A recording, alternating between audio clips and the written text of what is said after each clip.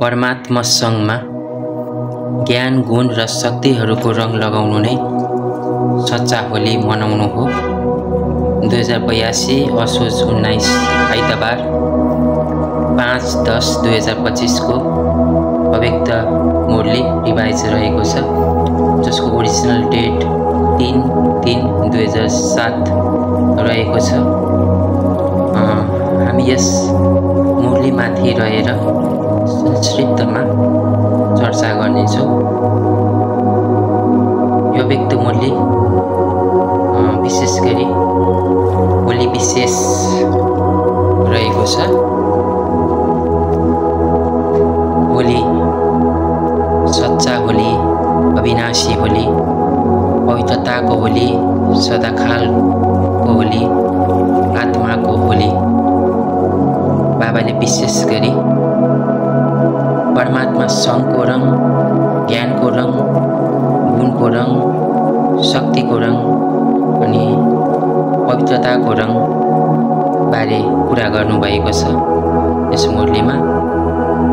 अनि बाबाले यी रङहरूले हामीलाई उच्चभन्दा उच्च महान पवित्र आत्मा, महान पूज्य आत्मा, देवात्मा अनि देवता बनाउँदछ भनेर बाबाले आजको अव्यक्त मुरलीमा भन्नुभएको छ।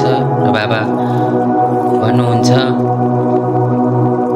हामी बच्चाहरूसँग बाबाले होली खेल्नुहुन्छ र भक्तहरूले चाहिँ हामी देवता बच्चाहरूसँग होली खेल्छन् भनेर बाबाले भन्नुभएको छ। विशेष गरी यो अव्यक्त मुरली परमात्मासँग संस्कार, होली, सत्संग, श्रेष्ठ पवित्रता, दृढता अथवा दृढ सङ्कल्पबारे रहेको छ। बाबाले के भन्नुभएको छ भने सारा संसारले त यो होलीको उत्सव मनाउँछन्, तर तिमीले यो होली मनाउँदैनौ मात्र, तिमी स्वयं होली बन्छौ भनेर बाबाले भन्नुभएको छ। होली अर्थात् महान पवित्र आत्माहरू भनेर बाबाले भन्नुभएको छ। बाबाले श्रेष्ठ पवित्रताको कुरा गर्नुभएको छ यस अव्यक्त मुरलीमा। जब परमात्मा सँगको रङ लाग्दछ त्यसले हामीलाई श्रेष्ठ पवित्रताको धारणा गराउँदछ भनेर यस अव्यक्त मुरलीमा बाबाले भन्नुभएको छ। सत्सङ्गको कुरा पनि रहेको छ। सत्सङ्गको अर्थ नै परमात्मासँग हो भनेर बाबाले भन्नुभएको छ। बाबा आजको अव्यक्त मुरलीमा भन्नुहुन्छ, शुद्ध गर्वले भन, परमात्मालाई मेरो दिल सिवाय अरू कहीँ राम्रो लाग्दैन। बाबाले संस्कारमाथि विशेष गरी अन्डरलाइन गर्नुभएको छ। पुरानो संस्कार मेरो संस्कार पक्कै पनि होइन। पुरानो संस्कार रावणको संस्कार हो, पुरानो संस्कार आसुरी संस्कार हो भनेर बाबाले भन्नुभएको छ। बाबाले यो पनि भन्नुभएको छ कि त्यो बाबाको संस्कार त्यो नै मेरो संस्कार हो, त्यसको अतिरिक्त मेरो कुनै पनि संस्कार छैन। बाबाले भन्नुभएको छ, मेरो संस्कार भन्ने शब्द ब्राह्मण जीवनको डिक्सनेरीबाट नै समाप्त गरिदेऊ। अर्को सुन्दर लाइन, सुन्दर महावाक्य बाबाले आजको मुरलीमा प्रयोग गर्नुभएको छ। लाइफ इज अ डिक्सनेरी, जीवन नै शब्दकोश हो। त्यसैले यो जीवन रूपी शब्दकोशमा कुन कुन शब्द प्रयोग गर्ने, कुन कुन शब्द राख्ने भन्ने कुराको निर्णय हामीले नै गर्नुपर्दछ भनेर बाबाले भन्नुभएको छ। अर्को कुरा आजको अव्यक्त मुरलीमा बाबाले स्नेहको विमान, मनको विमान बारे बाबाले कुरा गर्नुभएको छ। हिम्मत र उमङ्ग उत्साहका दुवै पखेटाहरूले मनको विमानलाई चलाउन सकिन्छ र मेरो बाबा भन्ने शब्द नै यो मनको विमान स्टार्ट गर्ने चाबी हो भनेर बाबाले भन्नुभएको छ। बाबाले होमवर्क पनि दिनुभएको छ कि अधीन आत्माहरूलाई तिमीहरू सबैले अधिकारी बनाउँछौ भनेर। बाबाले यो पनि भन्नुभएको छ कि अधीन नबन, अधिकारी बन र अरूलाई पनि अधिकारी बनाऊ। बाबाले आजको अव्यक्त मूल्यमा बच्चाहरूलाई प्रेरणा पनि दिनुहुन्छ, इन्स्पायर मोटिभेट पनि गर्नुहुन्छ कि चाहे जस्तो सुकै कडा संस्कार होस्, हिम्मत कहिल्यै नहार, कारण सर्वशक्तिमान बाबा मद्दतगार हुनुहुन्छ र कम्बाइन हुनुहुन्छ, सदा हाजिर हुनुहुन्छ। बाबा मेरो, म बाबाको हो, यो हिम्मत नहार। अर्को कुरा बाबाले दृढताको कुरा गर्नुहुन्छ। कहिलेकाहीँ के हुन्छ भने पुरुषार्थ त गर्छौ, तीव्र पुरुषार्थ पनि गर्छौ, तर सफलता प्राप्त गर्दैनौ। सफलता यसकारण प्राप्त गर्दैनौ किनकि दृढताको कमी हुन्छ।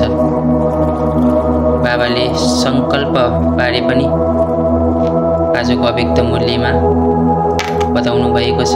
बाबाले सङ्कल्प गर तर व्यर्थ सङ्कल्प नगर, शक्तिशाली सङ्कल्प गर र स्पष्ट सङ्कल्प गर, सङ्कल्पमा बाबालाई राख भनेर बाबाले भन्नुभएको छ। बाबाले विजयी तिम्मी ब्राह्मणहरूको जन्मसिद्ध अधिकार हो, गलाको माला हो भनेर पनि बाबाले बताउनु भएको छ।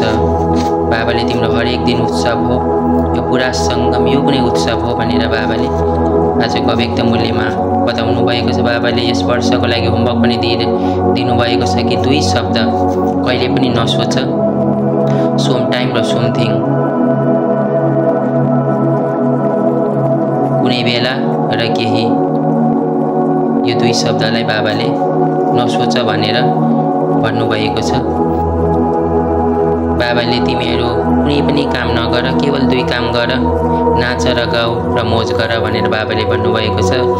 बाबा भन्नुहुन्छ बोझ नबोक, मोज गर। बाबाले आजको अव्यक्त मूल्यमा